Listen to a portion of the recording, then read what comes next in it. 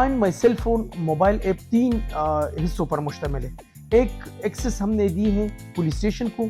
अगर किसी से मोबाइल चोरी हो जाए तो वो पुलिस स्टेशन जाके रोजनामचा रिपोर्ट लिख देते थे और मुहर्रर स्टाफ की रिस्पॉन्सिबिलिटी है कि उसी टाइम उसका data FMC find my cell phone में एंटर करे।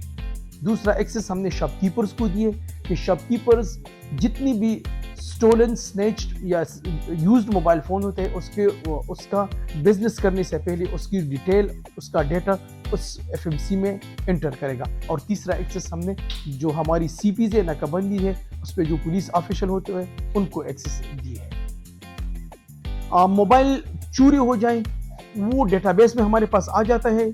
जो चोरी का मोबाइल होता है वो मार्केट में उसने बेचना है, तो मार्केट में अगर हमारे पास डेटाबेस का एक्सेस हो तो वो जैसी चेक हो जाता है तो एक अलर्ट जनरेट हो जाता है उस पुलिस स्टेशन को कि ये मोबाइल चोरी का है, और वो मोबाइल इसी तरह जो कंप्लेंट है उसको मिल जाता है।